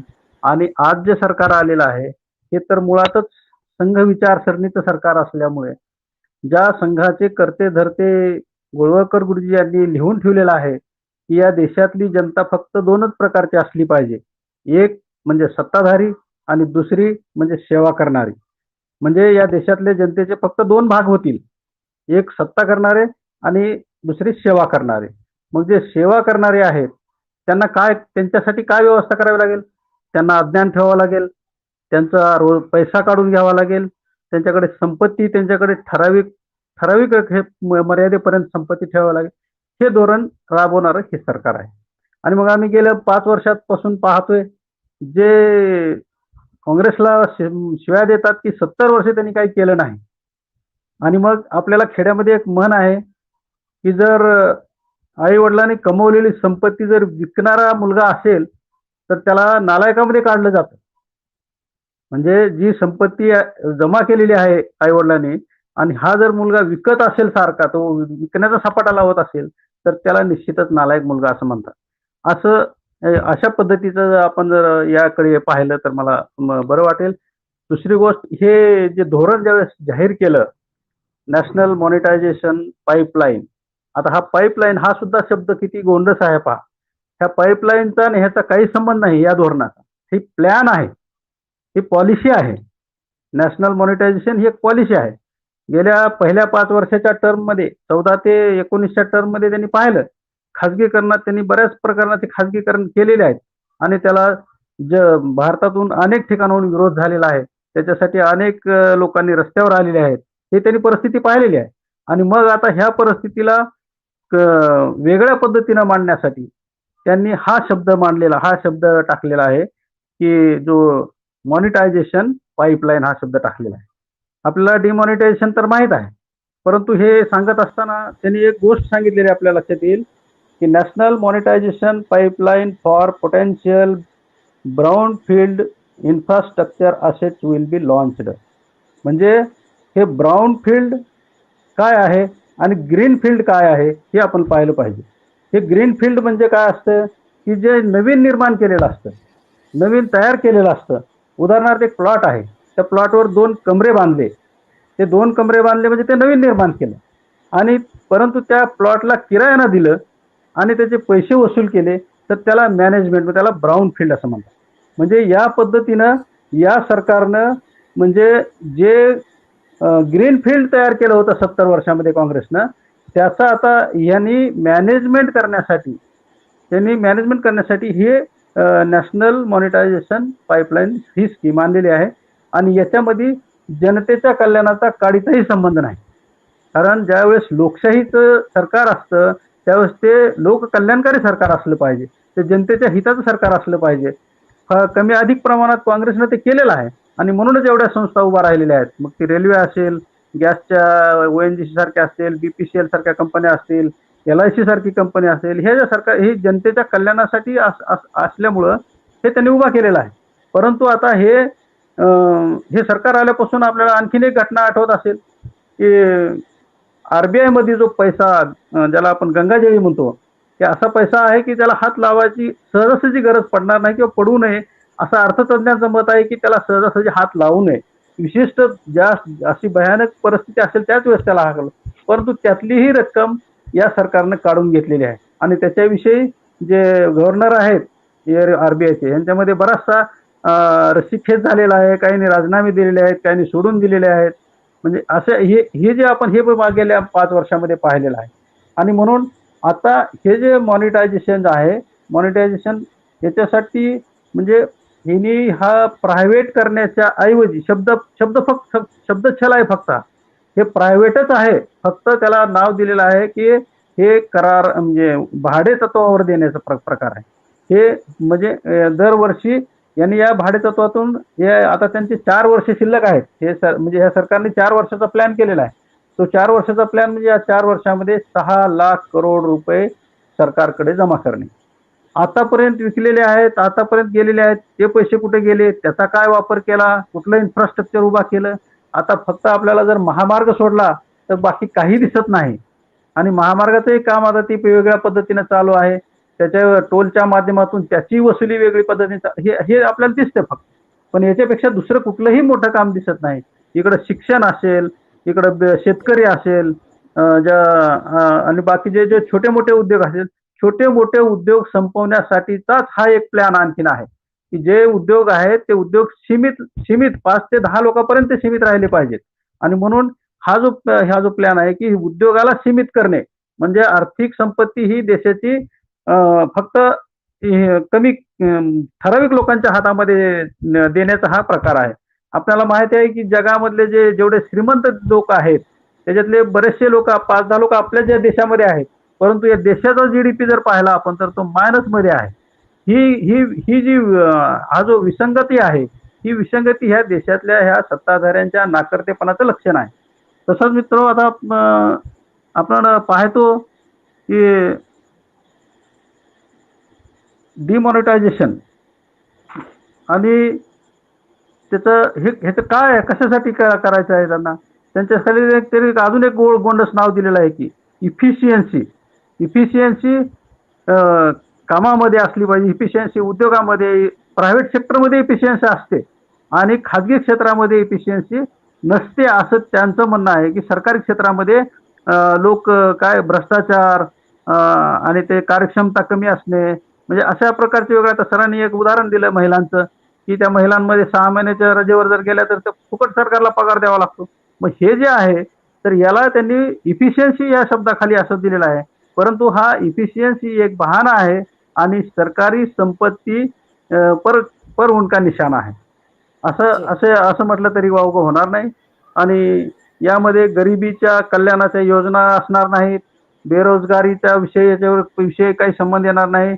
आणखीन एक उदाहरण असं मला सांगावं असं वाटतं की 2013 मध्ये युनायटेड नेशनने एक सर्वे केलेला आहे आणि त्या सर्वेमध्ये सरकारी कंपन्या आणि खाजगी कंपन्या याच्यामध्ये इफिशियन्सी कोणत्यामध्ये नेमकं असतं त्याचा अभ्यास केल्यावर त्यांच्या असं लक्षात आलं की दोन्हीमध्ये तिळमात्र फरक नाही इफिशियन्सीच्या बाबतीत. कारण इफिशियन्सी खाजगी क्षेत्रामध्ये एकाधिकारशाही असते आणि त्याच्यामुळे तिथं इफिशियन्सी कमीच असते. परत त्या ठिकाणी खाजगी क्षेत्रात काम करणाऱ्या लोकांकडून जास्तीत जास्त वेळामध्ये कमीत कमी पैशामध्ये जास्तीत जास्त काम करून घेण्याचा त्याच्यामध्ये हे असतो, म्हणजे त्यांची प्रघात असते, त्यांची प्रथा असते. त्यामुळे त्या ठिकाणी कर्मचाऱ्याचं सुद्धा शोषण होत असतं. अशा प्रकारे हे जे मुद्रीकरण आहे, हे मुद्रीकरण या सरकारनं जे जाहीर केलेलं आहे हे जनतेच्या विरोधी आहे, जनतेच्या हिताचं कुठल्याही पद्धतीने नाही, बेरोजगारी वाढवणार आहे. गावंडे सर. धन्यवाद धन्यवाद सर. तुम्ही एक समाजशास्त्री दृष्टिकोनातून या चलनीकरणाचं विश्लेषण केलेलं आहे. मी परत जातो कांबळे सरांकडे. कांबळे सर आपल्यासोबत जुळलेले आहेत कोल्हापूरवरून. कांबळे सर, मगाशी तुमचा जो अपूर्ण मुद्दा होता तो पूर्ण करायचा आहे. त्याचबरोबर युवकांच्या बेरोजगारीवर किंवा बेरोजगारी जी मोठ्या प्रमाणात वाढेल ते साध्या आणि सोप्या भाषेत आमच्या प्रेक्षकांना तुम्ही ते सांगावं, कारण वेळ फार कमी आहे आणि चर्चा महत्त्वाची आहे, मुद्दे फार महत्त्वाचे आहेत. तरीही कमी वेळेमध्ये आपल्याला हा विषय मोठ्या प्रमाणात स्पष्ट करायचा आहे. सर्वात महत्वाची गोष्ट म्हणजे चलनीकरणामुळं पायाभूत सुविधांमध्ये कुठलीही वाढ होणार नाही. आता ज्या पायाभूत सुविधा आहेत त्या खाजगी क्षेत्राला चालवायला दिल्या जाणार. दुसरी महत्वाची गोष्ट अशी की जेव्हा निर्गुंतवणुकीकरण झालं, डिसइन्व्हेस्टमेंट झालं 1991 नंतर, त्यावेळेला अगदी मातीमोल दरानं त्याची विक्री झाली, शेअरची भाग आणि समभागाची. आणि तसंच यामध्ये होण्याची शक्यता आहे. खाजगी क्षेत्र काय करतं की कमी किमतीला मिळवायचा प्रयत्न करतं आणि जास्त किमतीला विकायचा प्रयत्न करतं. आणि हे या चलनीकरणाच्या बाबतीमध्ये होणार आहे. म्हणजे ते कमीत कमी किमतीला सरकारकडून चालवण्यासाठी घेतलं जाईल आणि जास्तीत जास्त किमती लोकांकडून गोळा केल्या जातील आणि त्यांचा नफा किंवा फायदा मिळवण्याचा प्रयत्न केला जाईल. तिसरी महत्वाची गोष्ट अशी की संविधानामध्ये भारतामध्ये मिश्र अर्थव्यवस्था सांगितलेली आहे आणि मिश्र अर्थव्यवस्थेमध्ये खाजगी क्षेत्राचं स्थान काय आहे, सरकारी क्षेत्राचं काय स्थान आहे हे निश्चित केलेलं आहे. या चलनीकरणामुळं अर्थव्यवस्था मुक्त अर्थव्यवस्थेकडं, भांडवलशाही अर्थव्यवस्थेकडं, बाजाराधिष्ठित अर्थव्यवस्थेकडे जाईल. चौथा महत्वाचा मुद्दा असा की यामुळे काय होईल की रोजगार निर्मिती होणार नाही. कारण खाजगी क्षेत्र काय करेल की कमीत कमी रोजगार कसा उपलब्ध करून दिला जाईल आणि जास्तीत जास्त नफा किंवा फायदा कसा होईल याचा ते प्रयत्न करेल. आणि त्यामुळं काय होईल की कमीत कमी लोकांना कामाची संधी मिळेल, त्या लोकांना अधिकाधिक तास काम करावं लागेल, जास्तीत जास्त कमीत कमी वेतन मिळेल आणि सामाजिक सुरक्षितता योजना, ज्याला आपण सोशल सिक्युरिटी बेनिफिट्स असं म्हणतो, यामध्ये बोनस असेल, रजा असेल, यामध्ये विमा असेल, या कुठल्याही सुविधा मिळणार नाहीत. आणि सगळ्यात महत्वाची गोष्ट म्हणजे हायर अँड फायर. उद्या तो कामावर येईल की नाही सांगता येणार नाही. आजचा दिवस कदाचित त्याचा शेवटचा दिवस असेल आणि त्यानं जे काम केलं त्याला वेतन जे मिळेल तो मालक जे ठरवेल तेवढं ते वेतन मिळेल. विशेष महत्वाची गोष्ट म्हणजे भारत ही खरं म्हणजे सामाजिक दृष्ट्या अत्यंत हेट्रोजेनियस अशा प्रकारचा देश आहे. आपण सैद्धांतिक दृष्ट्या म्हणतो की विविधतेमध्ये एकता आहे, पण ते वास्तवात खरं नाही. जो जो जो श्रीमंत आहे तो श्रीमंतच आहे आणि जो गरीब आहे तो अधिकच गरीब आहे. आणि पुन्हा कोरोनाच्या कालावधीमध्ये अजून त्यानं दाखवून दिलं की गरिबीचं प्रमाण आणि गरीब लोकांची संख्या वाढत चाललेली आहे आणि त्यांना जगणं मुश्किल व्हायला लागलं. या चलनीकरणामुळं गरिबांच्या संख्येमध्ये अजून वाढ होणार आहे, किंबहुना त्यांचे उदरनिर्वाह होणार किंवा त्यांचे मूलभूत गरजा न भागवल्यामुळे मृत्यू होण्याची दाट शक्यता आहे. तुम्हाला माहित असेल 1902 मध्ये शाहू महाराजांनी पहिल्यांदा आरक्षणाचं धोरण आणलं. त्यानंतर 47 मध्ये बाबासाहेबांनी स्टेट्स अँड मायनॉरिटीज मध्ये ज्याला प्रतिनिधित्व म्हटलं, रिप्रेझेंटेशन म्हटलं, आणि बाबासाहेबांची भूमिका ज्याला आपण लायन शेअर असं म्हणून सिंहाचा वाटा या संविधानाच्या निर्मितीमध्ये असल्यामुळं त्याचा समावेश अनुसूचित जाती जमाती ओबीसी सामाजिक वंचित घटकांना आरक्षण प्रतिनिधित्व या संविधानामध्ये अंतर्भूत करण्यात आलं. आता हा जो वंचित समाज आहे आता कुठे तो शिकायला लागलाय, तो पण तिकडं रोजगाराच्या संधी या बंद व्हायला लागलेल्या आहेत.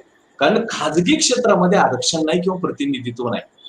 मुळामध्ये खाजगी क्षेत्रामधले जे उद्योजक आहेत मालक काय करतील की जिथं 100 लोकांना रोजगार होतं तिथं 10 लोक ठेवतील. म्हणजे कोरोनामध्ये मुळात रोजगाराची संधी गेल्या आणि आता या चलनीकरणामुळं 90% रोजगाराच्या संधी कमी होतील. 5-10% जिथं अत्यावश्यकच आहे, कामगारशिवाय काही चालणारच नाही, अशाच प्रकारचा रोजगार असेल आणि तो रोजगार देत असताना तिथं मात्र वर्जन आणि भेदजन्य वागणूक मोठ्या प्रमाणात होण्याची शक्यता आहे. त्या मालकाच्या मर्जीतला जो ऐकू शकेल, जो कमी वेतनामध्ये अधिकाधिक तास काम करू शकेल आणि कुठल्याही प्रकारचा विरोध, कुठल्याही प्रकारचं अजिटेशन, कुठल्याही प्रकारचा संप असलं काय तो करणार नाही, अशाच लोकांना कामावरती घेण्याचा प्रयत्न हा केला पाहिजे. म्हणजे एका धोरणानं, चलनीकरणाच्या धोरणानं एकाच वेळेला अनेक पक्षी मारले जातील. एक म्हणजे बेकाराचं प्रमाण वाढेल. कोरोनाच्या कालावधीमध्ये बेकारीचा दर 24% 25% पर्यंत गेला, आता तो 12 ते 13% आहे. आणि एपीजे अब्दुल कलाम माजी राष्ट्रपती असं म्हणायचे की 2020ला भारत महासत्ता होणार आणि त्याचं समर्थन देताना ते म्हणायचे की भारत हा तरुणांचा देश आहे आणि 62% पेक्षा अधिक लोक हे तरुण आहेत आणि त्यांचा जर आपण ते इंजिन ऑफ ग्रोथ असं त्याला म्हटलं जातं की ते विकासाचं इंजिन आहे आणि त्याला जर आपण रोजगाराच्या संधीतून किंवा वापरातून बाजूला काढलं तर भारताची प्रगती होणार नाही, अधोगती होणार. अधोगती एका बाजूने होणार, सगळे तरुण बेकार होणार, बेकाराची संधी मोठ्या प्रमाणात वाढणार. प्रतिनिधित्वाचं धोरण ज्याला आपण रिप्रेझेंटेशन किंवा आरक्षणाचं धोरण मोडीत निघणार आणि संविधानातला छेद देणारं हे धोरण आहे. संविधानाला बायपास करणारं हे धोरण आहे. संविधानामध्ये सामाजिक समता, न्याय, बंधुता, सामाजिक कल्याण हे जे मूलभूत आहे प्रस्तावनेमध्ये, प्रियांबलमध्ये हे सगळं मोडीत काढलं जाईल आणि म्हणून या सगळ्या पार्श्वभूमीवरती जे आता आहे ते सगळं रद्दबातल ठरेल आणि ते सगळं खाजगी क्षेत्रामध्ये जाईल. रोजगार संपेल, आरक्षण प्रतिनिधित्व संपेल, नोकर भरती बंद होईल, कामगारांना वेतन योग्य मिळणार नाही, कामाचे तास अधिक असतील, सामाजिक सुरक्षितता विमा वगैरे काय असणार नाही. आणि विशेष महत्वाची गोष्ट म्हणजे इथं रोजगार संधी घटल्यामुळं बेकारीचं प्रमाण वाढेल, गरिबीचं प्रमाण वाढेल. मुळातच गरिबीचं प्रमाण वाढलेलं आहे आणि आपला गरिबांकडे बघण्याचा दृष्टिकोन अत्यंत संकुचित आहे. आपण असं ठरवलं की शहरामध्ये 36 रुपये मिळाले तर तो गरीब नाही आणि खेड्यामध्ये 31 रुपये मिळाले, 28 रुपये मिळाले तर तो गरीब नाही. कुठल्याही गावामध्ये 50 रुपये दिले, खेड्या असू दे शहर असू द्या, तो काय जेवू शकत नाही किंवा नाश्ता पण करू शकत नाही. हा गरिबांकडे बघण्याचा आपला दृष्टिकोन आहे आणि अशा प्रकारचं ते आपलं धोरण आहे. मुळात आपण गरिबांना शोधून काढू शकलो नाही, ओळखू शकलो नाही, त्यामुळं गरिबीच्या निर्मूलनाकडे आपण ते जाऊ शकत नाही. कारण आजारच सापडला नाही तर ट्रीटमेंट डॉक्टर काय देणार, असं ते गरिबीच्या बाबतीमध्ये झालंय. आणि कोरोनाने हे पुन्हा दाखवून दिलं या संकटाच्या कालावधीमध्ये तुम्ही रोजगार निर्मितीकडे कधी लक्ष दिलं नाही, गरिबांकडे कधी लक्ष दिलं नाही आणि अक्षरशः ज्याला आपण अॅनिहिलेशन असं म्हणतो, बाबासाहेबांनी ते शब्द वापरलेला आहे, अॅनिहिलेशन ऑफ कास्ट. तिथं पॉझिटिव्ह अर्थ आहे, तिथं लोकांचं उच्चाटन होईल, लोक राहू शकणार नाही, अशा प्रकारची परिस्थिती निर्माण होण्याची दाट शक्यता आहे. आणि दुसऱ्या बाजूला सरकारला काही कामच राहणार नाही. जसं सुरेश म्हणाला, सरकारची बघ्याची भूमिका असेल, सरकारला काही काम राहणार नाही. हे काय करतात, कसं करतात, आनंद घेणं एवढं काम सरकारचं राहू शकेल. आणि दुसऱ्या बाजूला गरिबांचं प्रमाण आताच कोट्याधीश आहे, कोट्यावधीमध्ये गरीब आहेत, ते गरीब हे अजून वाढत जातील, जगणं मुश्किल होईल. सामाजिक ताणतणाव, वर्ग संघर्ष, जाती संघर्ष, वर्ण संघर्ष, सामाजिक संघटना संघर्ष, असे अनेक प्रकारचे संघर्ष निर्माण होतील. एका बाजूला सामाजिक अस्थिर्य, दुसऱ्या बाजूला आर्थिक अस्थिर्य, जसं सुरेश म्हणाला, अशा प्रकारचे अनेक प्रश्न या देशापुढे निर्माण होतील. सरकारची भूमिका मात्र बघायची असेल. आणि विशेष महत्वाची गोष्ट म्हणजे आता जागतिक पातळीवरती जी अब्जावधी कुटुंबांची यादी जाहीर केली जाते, या कोरोनाच्या 1 वर्षाच्या कालावधीमध्ये त्यात 19 कुटुंबाची भर पडलेली आहे. आणि आता भारतामध्ये 119 कुटुंब ही अब्जाधी, ज्याला आपण बिलिनियर असं म्हणतो, ती बिलिनियर्स निर्माण झालेली आहे. आणि या सगळ्या पार्श्वभूमीवरती आपण पुन्हा हा देश अधिकाधिक खोलामध्ये न्यायचा प्रयत्न एका बाजूला करतोय, दुसऱ्या बाजूला सामान्य माणूस जगू शकणार नाही याची व्यवस्था अगदी व्यवस्थित करतोय, सामाजिक कल्याणाची संकल्पना धोरण मोडीत काढण्याचा प्रयत्न करतोय आणि संविधानाला छेद देतोय. आणि संविधानाची जी स्वातंत्र्य, समता, बंधुता, न्याय, हे ज्याला आपण आत्मा म्हणतो, खरं म्हणजे आपण विज्ञानवादी माणसं आहोत, तो आपल्याला अर्थ त्याचा मान्य नाही, पण पर्यायी शब्द मला सापडला नाही म्हणून मी तुम्हाला त्या शब्दाचा उल्लेख केला.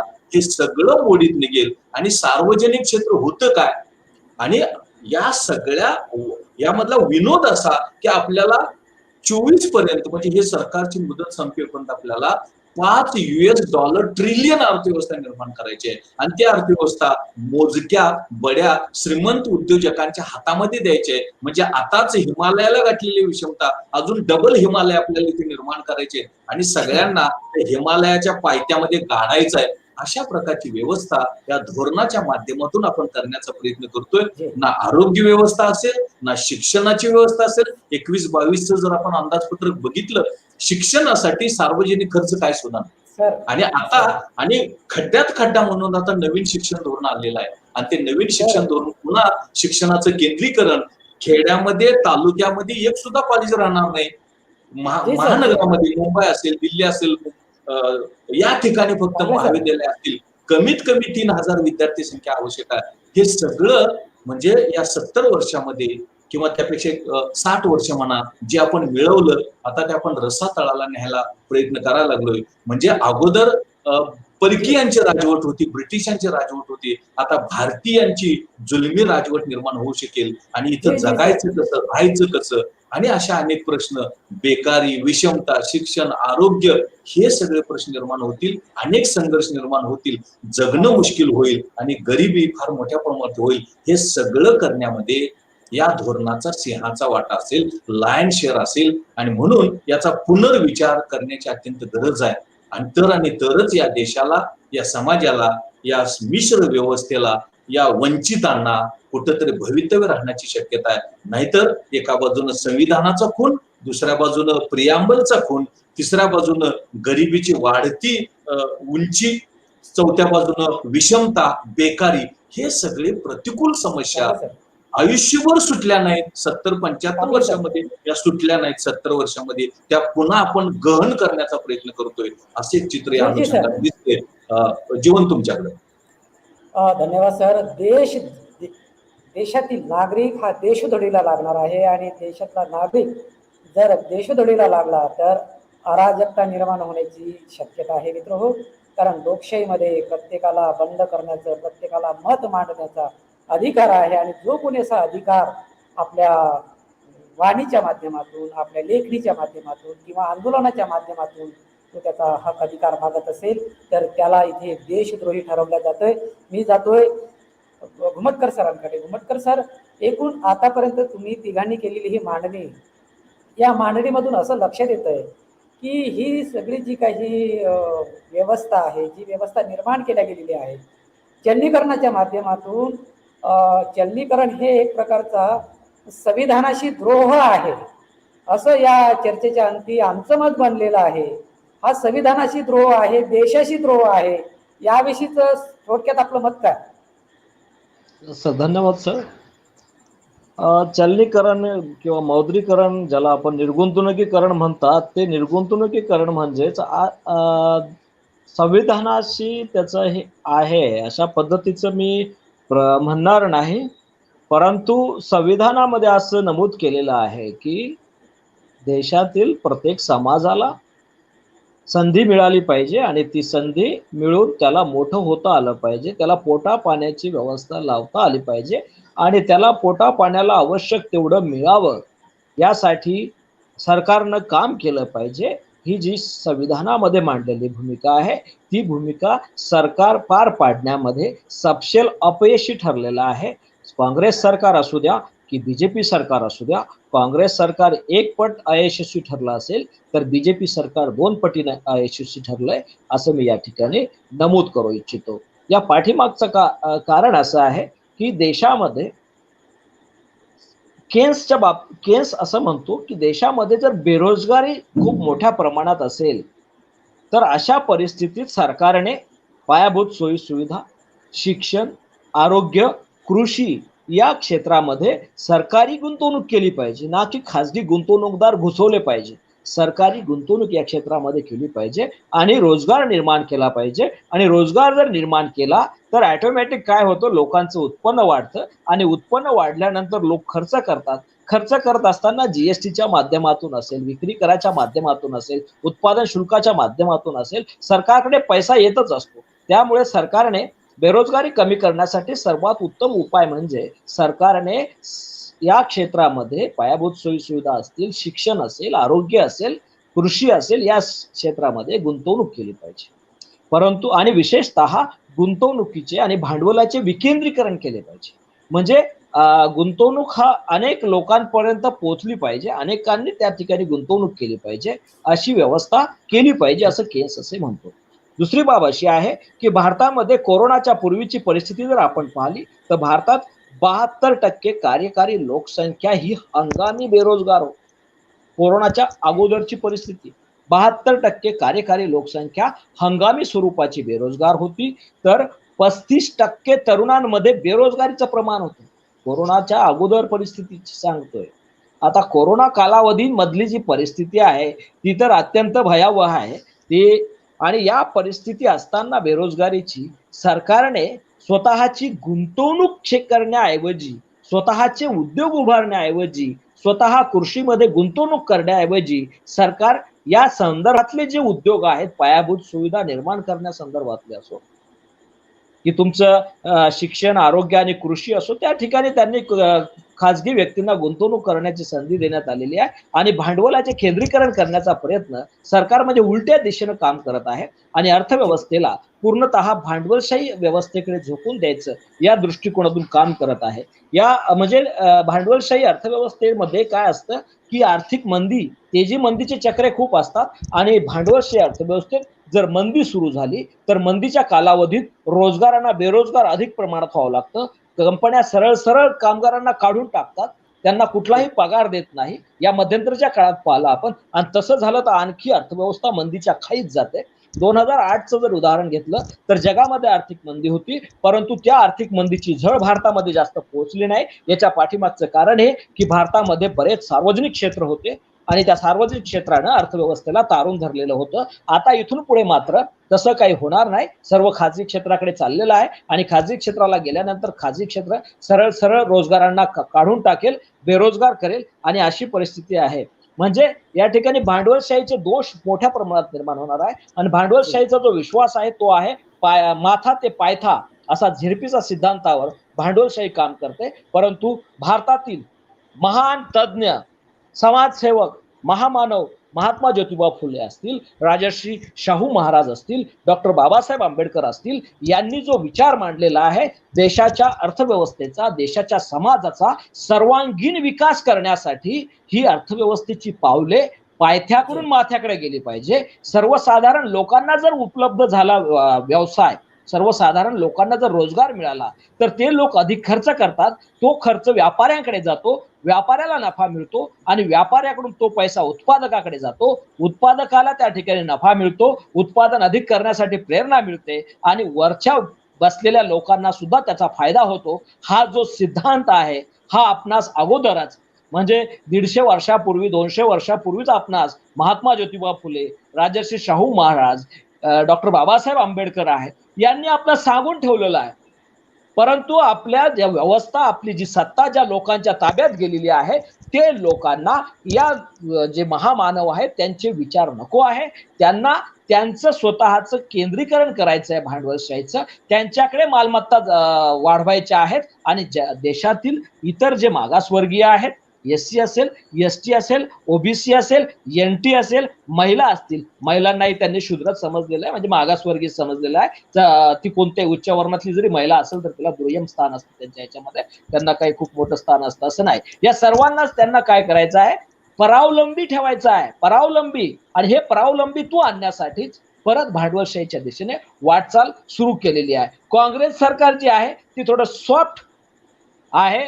तुमचं जे आहे तो वामन आणि जी व्यवस्था आहे ही, या व्यवस्थेकडे घेऊन जाणारा सॉफ्ट कॉर्नर म्हणजे काँग्रेस आहे. आणि हार्ड कॉर्नर कमीत कमी कालावधीमध्ये अख्ख्या देशातील 85% जनतेला भिकेला कसं लावायचं आणि दुसरी बाब म्हणजे त्यांना आपलं गुलाम कसं परत एकदा करून घ्यायचं, या दृष्टिकोनातूनच हे मोठे पावलं आहेत. सार्वजनिक क्षेत्रातील उद्योग विकणे म्हणजे उद्याच्या कालावधीमध्ये प्रत्येक व्यक्तीला, मागासवर्गीय व्यक्तीला हे गुलाम बनवण्याचं षडयंत्र स्पष्टपणे दिसत आहे याच्यामध्ये. पण इथून आपणास थांबवलं पाहिजे आणि रोजगार निर्मिती झाली पाहिजे. शेवटी आपल्या युवकांना रोजगार मिळणं गरजेचं आहे. त्यासाठी सरकारनं गुंतवणूक करणं गरजेचं आहे. निर्गुंतवणुकीकरण हे थांबलं पाहिजे. ते जर थांबलं नाही तर मात्र अर्थव्यवस्थेची बिकट अवस्था आहे. आणि अर्थव्यवस्थेची आजची जर परिस्थिती पाहिली, 2021चा जर इंडेक्स पाहिला, 2021च्या दरम्यानचा 20चा जो रिपोर्ट मी तुम्हाला सांगतो, ग्लोबल हंगर इंडेक्समध्ये, ग्लोबल हंगर इंडेक्स हा जगातील 117 देशांचा तयार करण्यात आला. आणि या 117 देशांमध्ये भारताचं जे स्थान आहे, म्हणजे भारतामध्ये भूकमरी, ते कुपोषण किती प्रमाणात आहे, तर भारताचं स्थान हे 117 देशामध्ये 102 नंबरला आहे. म्हणजे विचार करा की भारताची भूकमरी अजून संपलेली नाही आणि तुम्ही अर्थव्यवस्था भांडवलदारांच्या ताब्यात देऊ लागला आहेत. म्हणजे अर्थव्यवस्थेतली गरीब लोकांचे काय हाल करणार भांडवलदार, ती म्हणजे विचार न करण्यासारखी बाब आहे. ती जर विचार केला तर रात्री झोपही येणार नाही माणसाला, थोडा सुज्ञ माणूस असेल तर. परंतु सरकारने काय केलेलं आहे, मीडियाच्या माध्यमातून जो काही चालू मीडिया आहे, टीव्ही मध्ये, न्यूजपेपर मध्ये, त्याद्वारे बऱ्याच पद्धतीने लोकांना भ्रमित करून ठेवण्याचं कार्य केलेलं आहे आणि ते यशस्वी ठरलेलं आहे. तर हे थांबवण्यासाठी MNT न्यूज चॅनल जे सुरू झालेलं आहे हे खूप मोठं काम करणार आहे. आणि या MNT चॅनल इतिहासामध्ये दखल घेतली जाईल सर, की सर्व चॅनल्स या पद्धतीनं काम करत होते, परंतु तिथे MNT चॅनल उभं राहिलं आणि त्यांना देशातील लोकांनी, त्यांनी देशातील लोकांना जागृत करण्यासाठी खूप मोठं कार्य केलं. हे एवढं मोठं कार्य MNT चॅनलचं असणार आहे.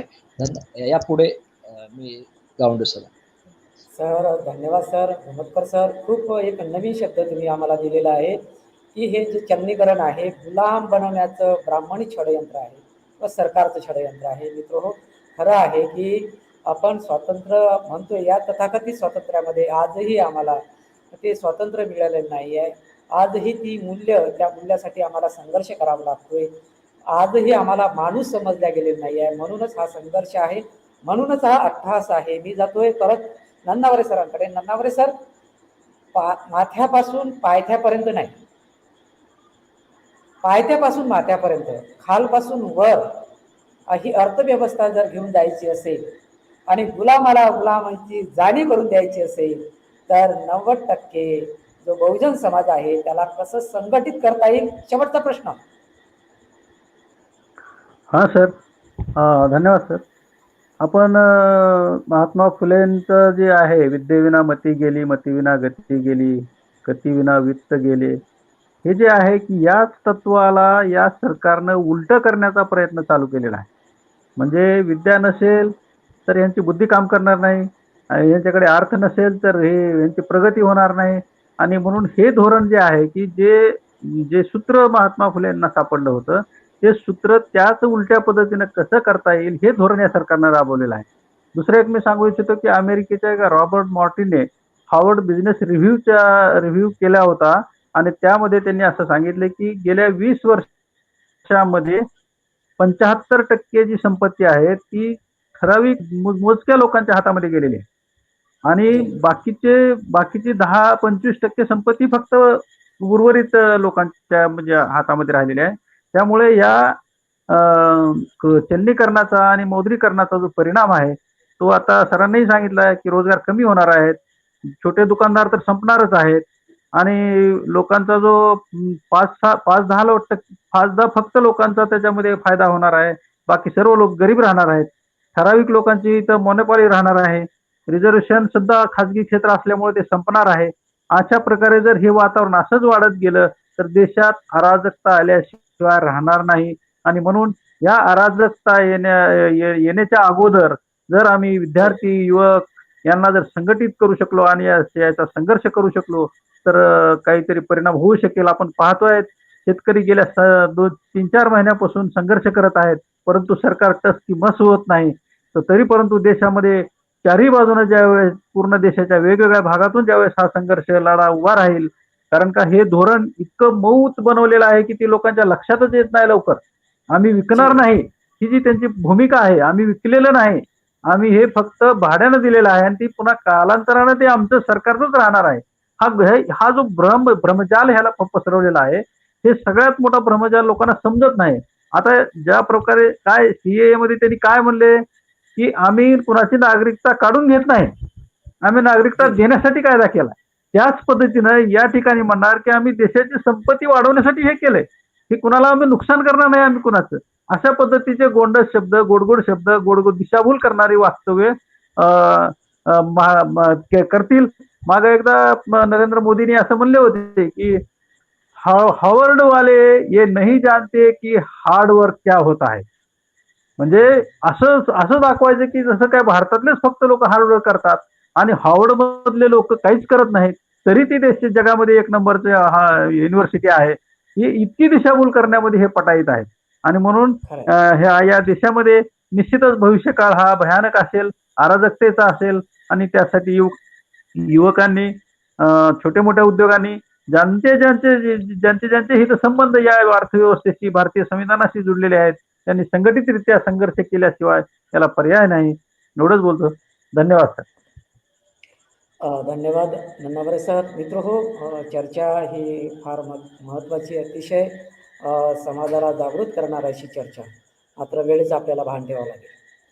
तुम्हाला एक गावखेड्यातली म्हण माहीत असेल की या बोटावरची थुंकी त्या बोटावर. हे सरकार बोटावरची थुंकी बदलण्यामध्ये एक्सपर्ट झालेलं आहे, बोट बदलण्यामध्ये. आणि हे षडयंत्र आपल्याला समजत नाही, कारण माहितीचा अभाव असतो एक. दुसऱ्या गोष्टी अशा आहेत की अर्थशास्त्र, ज्यामध्ये बाबासाहेबांनी, खरं तर बाबासाहेब अर्थशास्त्राचे विद्यार्थी, बाबासाहेबांनाही फार महत्त्वाचं वाटत होतं की अर्थाशी संबंध काय आहे, हे ज्योतिबा फुलेंनी सुद्धा सांगितलेलं आहे. मात्र ही जी ती धोरणं बदलल्या जातात किंवा धोरणाची आखणी केल्या जाते, बिलं तयार होतात, त्या भावनामध्ये संसदमध्ये पोहोचणार कोण? आज जर तुम्ही गेलात तर उद्या ही सगळी धोरणं बदलू शकतात. तिथे जाण्याची इच्छाशक्ती, संघटनशास्त्र आणि एकूण ज्या परिस्थितीमध्ये ही नवीन परिस्थिती निर्माण झालेली आहे, त्या SC ST OBC आणि धार्मिक अल्पसंख्याक या बहुजनांनी, त्यांच्या युवकांनी ही गोष्ट समजून घेतली पाहिजे. सत्तेत आल्याशिवाय आपल्याला तरुणोपाय नाही. ज्या दिवशी तुम्ही सत्तेत याल तेव्हा ही सगळी धोरणं तुम्ही एका रात्री एका दिवशी बदलाल.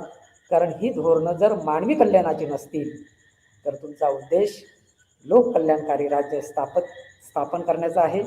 माझी सर्वांना विनंती आहे की युवकांमध्ये विशेषतः जास्तीत जास्त विचार जावा. आजच्या या विषयाच्या अनुषंगाने डॉक्टर कांबळे सर, घुमटकर सर आणि त्याचबरोबर नन्नावरे सर या तिघांनीही सुंदर असं विश्लेषण केलं, सोप्या भाषेत आमच्या प्रेक्षकांना सांगितलं, समजावून सांगितलं. तेव्हा MNTच्या वतीने तुम्हा तिघांचेही आभार व्यक्त करतो, तुम्हाला धन्यवाद देतोय. मित्र हो, दररोज 8:30 वाजता प्राईम टाईम विचार विमर्शमध्ये एक कार्यक्रम आपण आयोजित केलेला असतो. आजचा विषय खरं तर यशकाई ललयसिंग यादव यांना समर्पित असा दिवस आहे. त्यांच्या जयंतीनिमित्त आपण आजची चर्चा ठेवलेली आहे, यशकाई ललयसिंग यादव जीवन संघर्षावर विचार. तेव्हा त्यांचं जे कार्य आहे ते कार्य आपल्याला समजून घ्यायचं असेल तर 8:30 वाजता प्राईम टाईम विचार विमर्शमध्ये आपण सहभागी व्हा. तोपर्यंत आम्हाला विश्रांती. परत भेटूया उद्या एका नवीन विषयासह. धन्यवाद.